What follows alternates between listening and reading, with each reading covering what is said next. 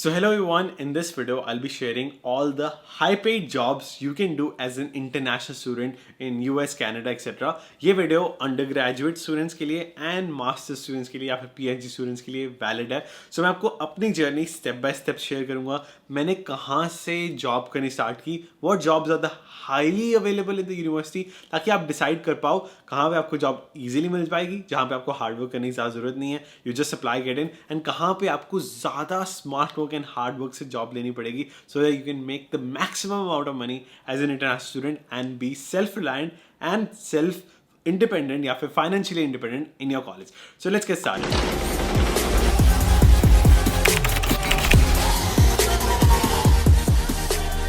So starting with my story, personally यार मुझे कभी ऐसा नहीं लगा कि कोई काम छोटा या बड़ा होता है. बचपन से मुझे आदत थी अपना थोड़ा बहुत काम खुद करने की, because I was fostered by my grandmother. मुझे कभी लगा नहीं कि यार मुझे नानी को पुश करना चाहिए to make my breakfast every day in the morning. तो कभी कभी मैं खुद ब्रेकफास्ट बना के स्कूल चले जाता था जब बस मेरी आती थी 6 बजे.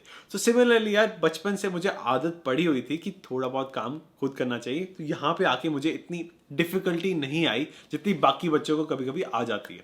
सो इस कारण पहले सेमेस्टर में ही आते ही मैंने कहा जहां जॉब मिलती है ले लो. So highly available job in any college campus is at dining hall. अब डाइनिंग हॉल में कभी कभी क्या होता है, सैलरी ज़्यादा मिल जाती है एज कम्पेयर टू जो वाइट कॉलर जॉब जिन्हें हम कहते हैं, जैसे computer science tutor, math tutor, उससे भी ज़्यादा मिल जाती है. That is ironical. टेबल उठाने के, मतलब किचन साफ करने के इन अ डाइनिंग हॉल.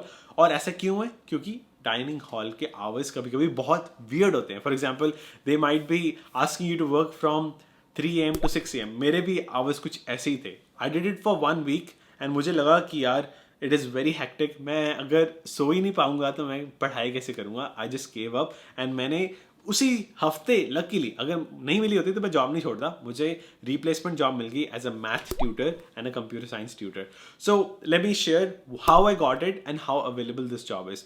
तो हर यूनिवर्सिटी में ना, अगर आप अंडरग्रेड कर रहे हो, जैसे अगर आपने फर्स्ट ईयर का कोर्स कर लिया, तो आप जब सेकेंड ईयर में एंटर करते हो, अगर आपके फर्स्ट ईयर वाले क्लासेस में A+B आया है, you are eligible to teach those classes to those students. Homework में हेल्प करना, लैब में हेल्प करना, दीज काइंड ऑफ रोल्स. और मुझे पहले सेमेस्टर में ही ये मिल गया क्योंकि मैंने AP क्रेडिट्स लिए हुए थे फॉर कैलकुलस 1 and 2.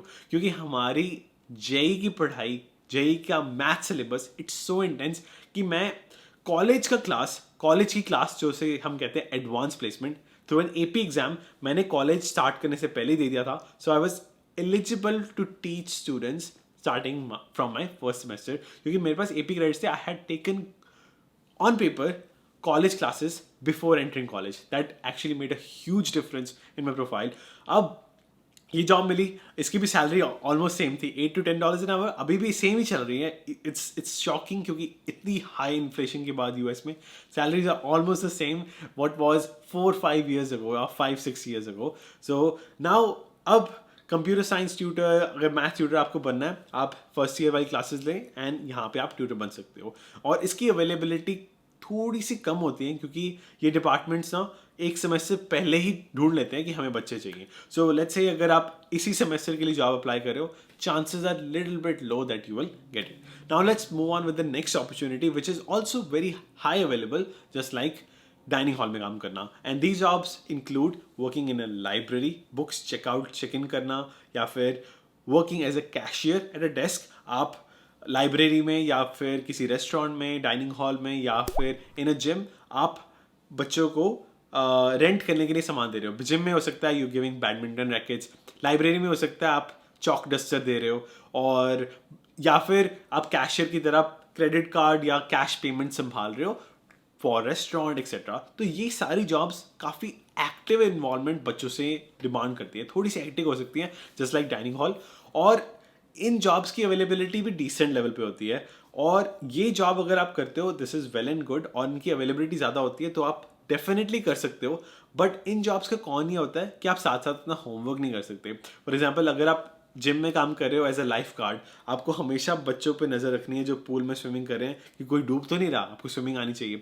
और अगर आप कैशियर की तरह काम कर रहे हो तो बच्चे हमेशा आते ही रहते हैं. So this is kind of a hectic job, but इसमें सैलरीज काफ़ी अच्छी मिल जाती है. And before talking about the other high paying jobs, I want to share कि जब मैं यूएस पहली बार आ रहा था, मेरे पास सिर्फ एक ही डेबिट कार्ड था दैट जो मैंने यूज किया, और तब मुझे रियलाइज हुआ कि हर ट्रांजैक्शन पर 3% फॉरेन ट्रांजैक्शन फी लग रही है। I was so shock.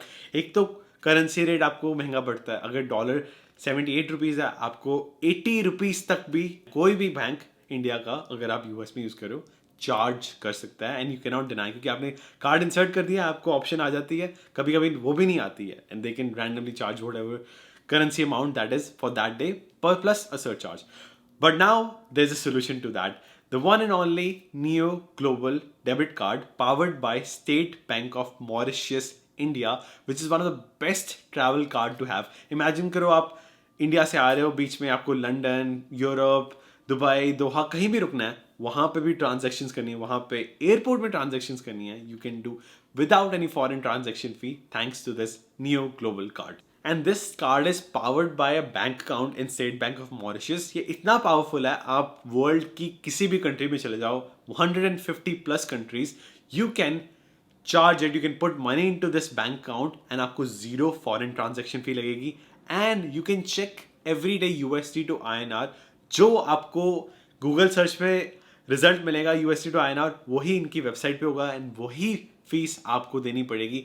And with the same conversion fee आप इंडियन रुपी को इस कार्ड में डाल पाओगे, and you will be able to use it anywhere. And other key features of this debit card include कि आप इसे phone से या इसकी ऐप के थ्रू मैनेज कर सकते हो. कि लॉक अनलॉक, कहीं भी अगर कार्ड गुम जाता है आप मैनेज कर सकते हो. इसके साथ आपको एक्सक्लूसिव डील्स मिलती हैं. फॉर एग्जाम्पल, आप डोमेस्टिक एयरपोर्ट में आपको लॉन्च एक्सेस मिल सकता है. प्लस ट्रेवल कैशबैक के साथ आपको इसके साथ ATM लोकेटर में मिलता है, जो आपको हेल्प करता है locate ATM near you all the time. So this makes the whole travel process seamless without any conversion fee.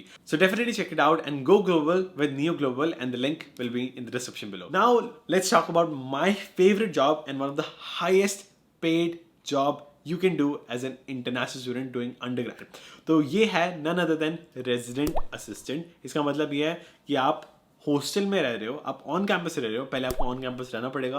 कई स्कूल में, जॉर्जिया टेक में या फिर कई स्कूल में फर्स्ट ईयर आपको ऑन कैंपस ही रहना पड़ता है. तो सेकेंड ईयर जब आप ऑन कैंपस रहते हो, तब आप रेजिडेंट असिस्टेंट के लिए एलिजिबल हो. अगर आपने एक टेस्ट पास किया है, बेसिकली आपकी communication skills etcetera, then you become resident assistant. आपको एक अपार्टमेंट मिलेगा, प्राइवेट रूम मिलेगा for free of cost. On the top of that आपको स्टाइपेंड मिलेगा $200 to $300 पर मंथ. तो बेसिकली आपके हाउसिंग, रेंट कवर्ड है, आपका खाने का खर्चा भी कवर्ड है. And on the top of that इसमें जो आपकी रिस्पॉन्सिबिलिटीज होंगी, नंबर 1 रिस्पॉन्सिबिलिटी होगी कि आपको एक बुलेटिन बोर्ड रेडी रखना है हर हफ्ते के लिए. हर फ्लोर का, हर अपार्टमेंट फ्लोर का एक रेजिडेंट असिस्टेंट होता है जो आप होगे. आप उस फ्लोर का एक बुलेटिन बोर्ड बनाओगे कि आज क्या क्या अपडेट्स चल रहे हैं, क्या न्यूज़ चल रही है पूरे यूनिवर्सिटी में, क्या क्या इवेंट्स होने वाले हैं. एंड नंबर 2 विल बी, अगर कोई बच्चा चाबी भूल जाता है तो आपकी रिस्पॉन्सिबिलिटी होगी, you will be the one getting a call from the student, please let me in to my dorm, let me in to my building.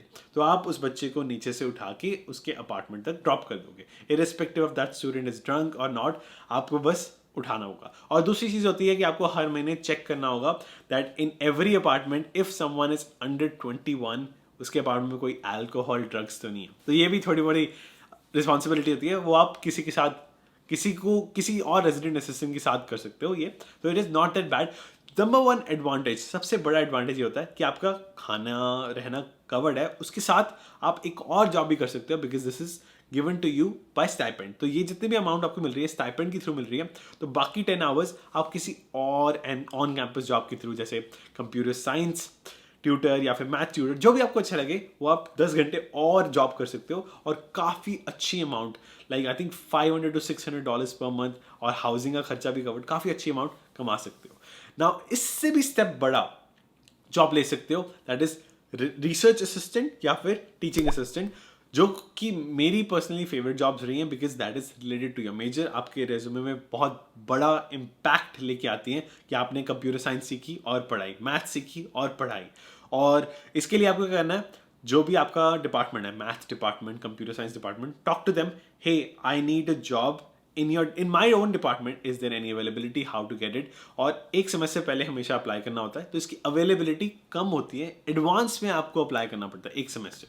Now research assistant के लिए it is your responsibility to talk to every professor in the university. मैंने पता नहीं 20-30 professor से बात की थी और उनमें से एक साइबर सिक्योरिटी प्रोफेसर ने मुझे opportunity, I made my resume cyber security point of view से पाइथन स्ट्रॉन्ग रखा and gave it to them and they selected my resume for cyber security engineer या फिर रिसर्च असिस्टेंट. उन्होंने काफ़ी अच्छी amount मुझे पे की पर सेमेस्टर और वो ही मैंने असिस्टेंटशिप मास्टर्स में भी की थी. और मास्टर्स में डिफरेंस ये था कि they paid my tuition fee as well और मुझे पर मंथ स्टाइपेंड भी मिलता था. अंडरग्रेड में क्या था $10 एन आवर और घंटों के हिसाब से मिलते थे. मास्टर्स में मेरी ट्यूशन फी भी कवर्ड थी.